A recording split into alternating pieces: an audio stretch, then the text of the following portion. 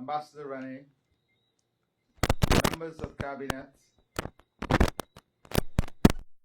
Chief Justice, members of the diplomatic community, members of the media, distinguished ladies and gentlemen.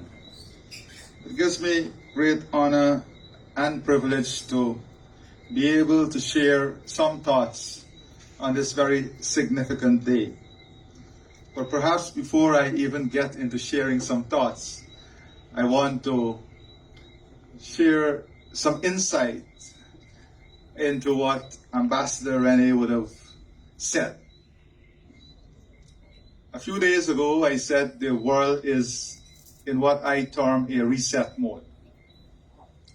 And in that reset mode, multilateralism is challenged by the strength of bilateralism. So the strength of bilateral relationship is key, but it is the collective strength of bilateral relationship that will ensure the multilateral relationship and environment survive. And it is important for us to navigate this reset mode with a clear mind and clear thoughts, and not knee-jerk reaction. Because in this reset mode, like any other reset mode, policies, changes to policies, ideas, changes to trade arrangement are coming at a very rapid pace and are changing itself as fast as it comes. So leaders, organizations, and businesses must carefully evaluate the complexity of the environment. Otherwise, you can make serious mistakes in decision making for your businesses and for leaders for our countries. And I'm very happy that my dear friend, Ambassador Rene, spoke about the increase in the trade between Guyana and the EU. And he made the point that we have a tremendous surplus. I hope that surplus does not come with a revaluation for tariffs. But I'm happy that he qualified the surplus by making it clear. And we are very happy, and we'll accept your thanksgiving, that we are contributing positively to the energy security of Europe. So whilst, yes, the trade surplus is a result of crude oil, you must acknowledge that Guyana is contributing positively to the energy surplus, energy security of Europe. And I think you deserve a round of applause for that.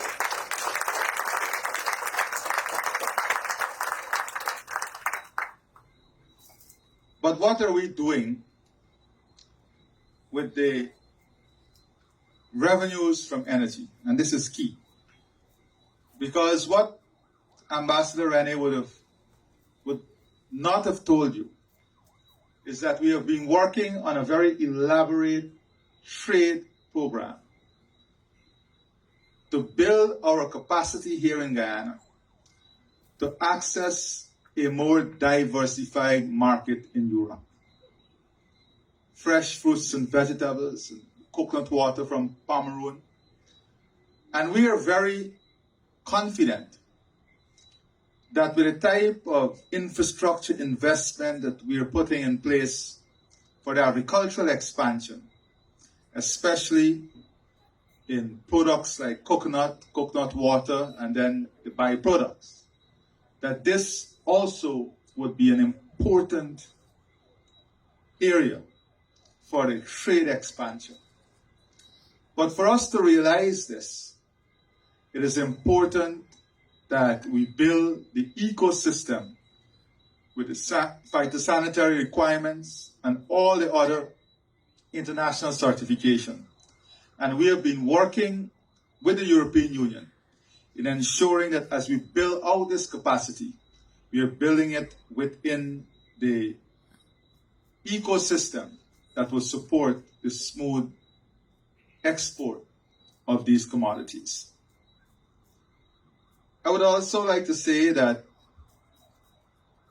over the last 3 years, we have enjoyed a very fruitful and respectful relationship between the EU and the government of Guyana. And a lot of that is because of the approach of the ambassador and the government. And that approach was to build partnership, enhance trust, and create opportunities. And those are the feature of the partnership that we've been able to develop. I've noticed, sadly so, that when the ambassador identified all those who contributed to the many delights we'll enjoy this evening, he did not make reference to a single man. I do not take that European men cannot cook or do not know their way around the kitchen. And if that is the case, I will definitely, Ambassador, wish to offer you some technical assistance from Guyana.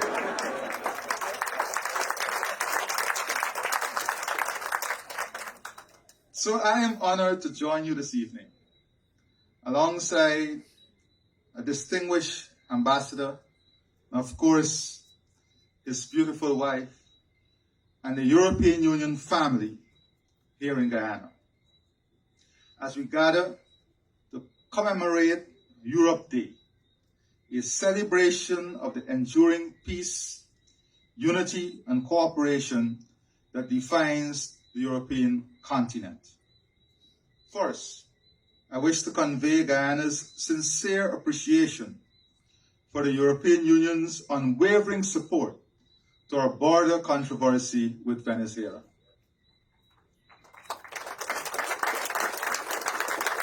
The EU's steadfast advocacy for the principles of international law, reinforced by the recent declaration of the International Court of Justice, affirms our long-held belief that differences must be handled through peaceful, legal channels rather than unilateral acts that threaten regional stability.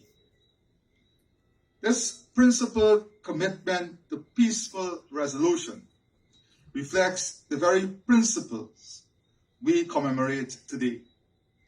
On this occasion, we reflect and celebrate the legacy of the French Minister of Foreign Affairs, Robert Schuman, whose leadership laid the foundation for Europe's global peacekeeping role. His profound statement, and I quote, "World peace cannot be safeguarded without the making of creative efforts proportionate to the dangers which threaten it." End of quote. This advice continues to resonate even louder in our world today. Inspired by this vision, the European Union emerged as an international political and economic organization founded on core values, including democracy, rule of law, freedom, equality, and respect for human rights. These principles extend beyond EU boundaries, creating meaningful partnerships with various nations worldwide, including Guyana. As we navigate this transformative period in Guyana's history, marked with unprecedented economic growth and development opportunities, we remain steadfast in our commitment to these principles. The rule of law is not merely an abstract concept, but as a bedrock upon which we are building our future. It guides our governance, our resource management, and our vision for an inclusive society where prosperity is shared by all Guyanese. The enduring friendship between Guyana and the EU dates back to the signature of the Forest Convention and the subsequent Georgetown Agreement in 1975, which established the ACP group of states. Since then, our collaboration has advanced across many sectors, such as trade and investment, grant and aid assistance, climate change, forestry, energy and information, communication and technology. And furthermore, there were a number of notable developments that occurred last year, which exemplify Guyana and the EU commitment to maintain, strengthen, and evolve our partnership. Among these, Guyana became a signatory to the Samoa Agreement, joined the EU-LAC Digital Alliance, the announcement of KLM Royal Dutch Airline to commence direct flights between Guyana and Amsterdam in June 2025, the processing of the Schengen visas in Guyana, and the opening of the French embassy in Georgetown this year.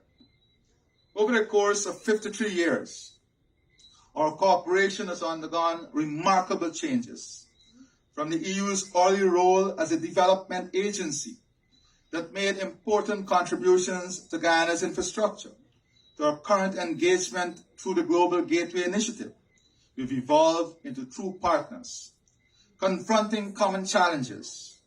This evolution is exemplified by Guyana's deep appreciation for the EU's consistent support through grants and aid, investment and training, and capacity building, all of which have significantly contributed to the country's national development. As part of its development strategy, Guyana aspires to become a leader in healthcare delivery, with plans including the establishment of a vaccine manufacturing facility, highlighting the EU's commitment to Guyana's objective and our mutual interests in strengthening health systems to address global challenges.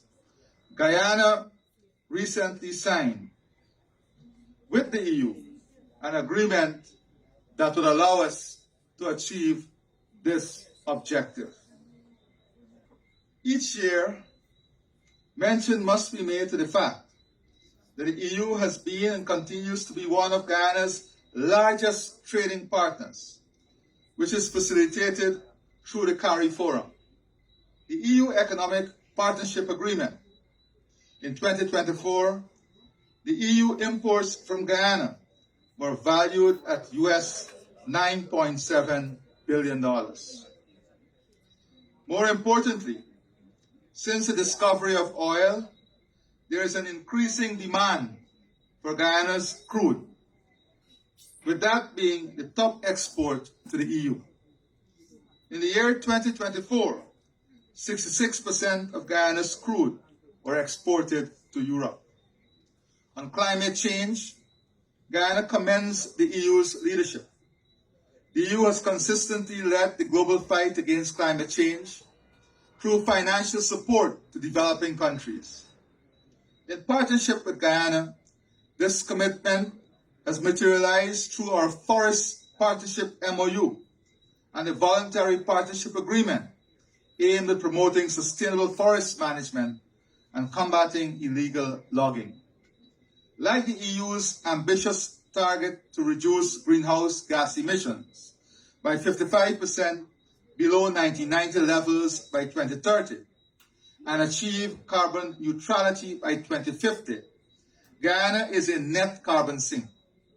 The shared commitment between the EU and Guyana has fostered active collaboration as we work together towards these critical environmental goals.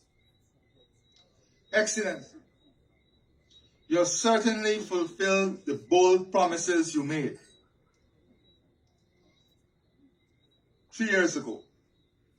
The increased political attention to Guyana, the establishment of the EU-Guyana Chamber of Commerce, and the remarkable growth in our trade relations.